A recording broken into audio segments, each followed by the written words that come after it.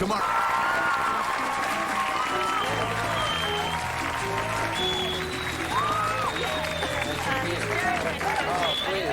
What'd you think of that, Kristin? Right off the top, right off the bat there. I thought you just jumped right in with gumption. I appreciate that. Broken penis. Guys talk like that, too. But, you know, he fixed it. He fixed the problem. Once a penis is broken, it's always referred to as a broken penis. Oh, that's so sad. Kyle would be so sad. Yeah, well, thank God he's not here. How are you?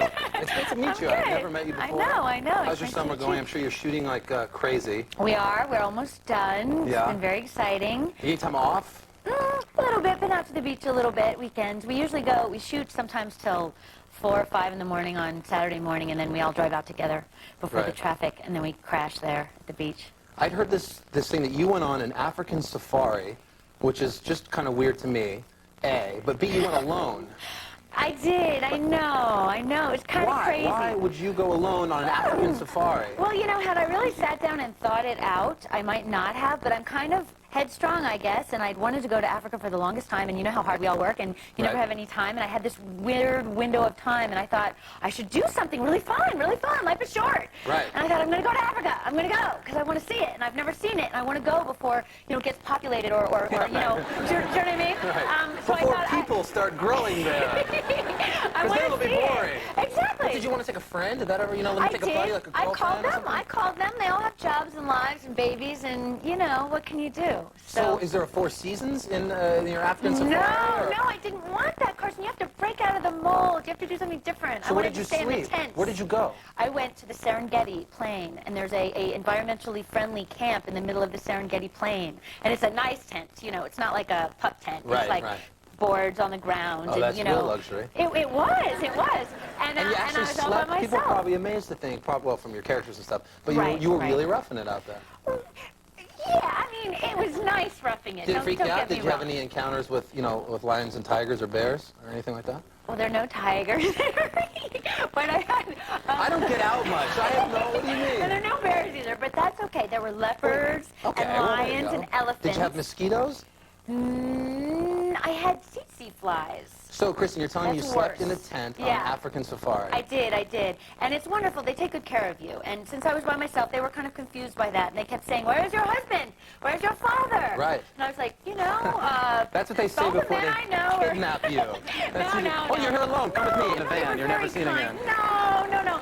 They guarded me at night. So they have these askari. They're called askari. They're Maasai guards. And they perch above your tent on this rock so that they can watch all night. And they stay up all night. They chew on this weed, and that's what keeps them up all night. So my askari were there. That's Snoop Dogg's from, I think. Chews on weed a lot. Different weed. And these guys are outside your tent and they're there to protect you. Why? Yeah. Because you were there alone? Yeah, you got special treatment? No. Everyone would have this because the lions are roaming around. It's their world. It's the Serengeti Plain, you know? Sure it is. And they said that to me, and I was kind of like, yeah, okay, yeah, right. I had a little trouble believing that they were actually roaming around until I think the second night I was there, I heard this really loud noise. Woke me up. Like the cups were shaking and my breastbone was shaking, and I was like, well, it's an earthquake. Because I live in California all the the time. Or a good time. I don't know. Depends on how you look at it. And so I kind of peeked out. You know, you have those flaps that roll down, right? Sure. But I thought whatever it was right outside, right? Right. So I didn't want to disturb them, you know? So I was like peeking out, and I was kind of looking for the guards and everything, but they weren't around. They were up there on their rocks Smoking or whatever. weed, Whatever, right. And I thought, well, God, I don't want to mess up whatever's going on out here. Maybe it's like, I don't know, whatever. So I kind of hid, and I could never figure out what it was. So in the morning, the first thing, I like run up to the, you know, tent where they serve the breakfast. I'm like, what was that? What was it? They were like, those were the lions. Couldn't you know they were roaring? I was like, it's the most deafening noise I've ever heard. You can't tell on, you know, the Discovery Channel how loud it is. So well, thank God exciting. you made it. You didn't have any close encounters. Oh, no, I didn't. I want to talk to you about your show, just because I'll sit here. Honestly, I find it so naturally intriguing that you went on an African safari alone. We could do an hour on that, but I don't want to do any more about that. You have your show, this show, Sex and the City, has ruined dating women on Sunday nights. You have to watch it with them, Carson. No. First of all, I'm scared to watch because what little knowledge of the opposite sex that I have, and believe me, I possess very little knowledge, I'm just comfortable within those means. To watch your show, I feel like I'm learning too much. I feel like I'm spying in. There's never too much. Yes, there's a lot. Yes, it's good. It's good. It's good. You should learn. Are women really like that? Is that what you guys do when you're at lunch and you sit out there and you dissect every little thing? Okay, well, I think it's a little escalated on our show, so don't be too scared. But I do think that women do talk, and that old stereotype that it's the men who talk. Do you, in real life, with your friends? Yeah, sometimes, yeah. And does it make it hard for any of you guys in real life to date a guy because for fear that anything abnormal in and around sexuality might end up on an episode the following Sunday? Well, it would take longer than the following Sunday. It would probably be like after you've already broken up. And at least in my world. But, you guys actually get together, do the girls, and do you get with the Talk? writers and say, like, this would be a great, interesting storyline? Oh, God, because no. I actually was with a guy with 3 no. testicles. My whole feeling is I never talk to the writers about any of my personal circumstances. Right. For the very reason that you're talking about. Because I don't would ever imagine want it'd be my stuff to end up on the show. I think the writers talk. And in the beginning, we used to sit around the set and talk, and the writers would kind of like come up and join the conversation, you know, and we don't really let that happen anymore. Right. But like in real life, let me ask this, because you seem, and I'm sure people do this to you all the time, which drive you crazy, sort of treat you like this female sort of sex perspective analyst or something. But does size really matter? No, it's what you do with it. It's all the effort. Do you really believe that? I do. Yeah, okay, good. I do. I really believe that. Now let me say this. I would say that its size in any extreme would be bad. Are you following me here? So super small and super large? Yes. Well, extra super large would be bad. Right. You know what I'm saying?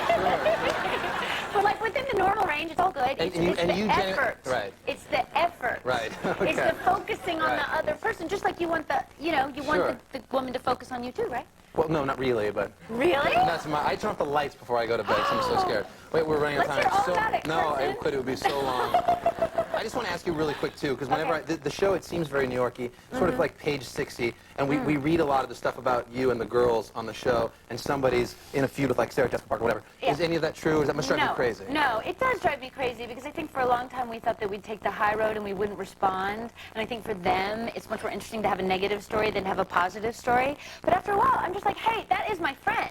Right. Don't be talking bad about Sarah Jessica, because I love her, and no one's fighting on our set. It's probably because you shoot a lot exterior in New York, right? Yeah, So they yeah. see you guys, and they're like, oh, someone's wearing maybe like a pregnant outfit, or somebody's fighting, or a slap, or Yeah, whatever. and they can read into anything. I mean, literally, we can be running our lines, and they'll take a picture of us, and suddenly we're arguing. When, in fact, we're running the scene. Right. Do you know what I mean? Yeah. But it's just ridiculous. Well, the idiots. You're doing a great job. The 5th season starts July 21st. Guys, plan no dates that night. You don't have a shot in hell. You have 9 to watch o'clock the show with on them. HBO, and you're great on it, Kristin. Thanks for swinging by here. Thanks. The Apex Theory plays, but next, the comedy of Greg Giraldo. We'll be right back.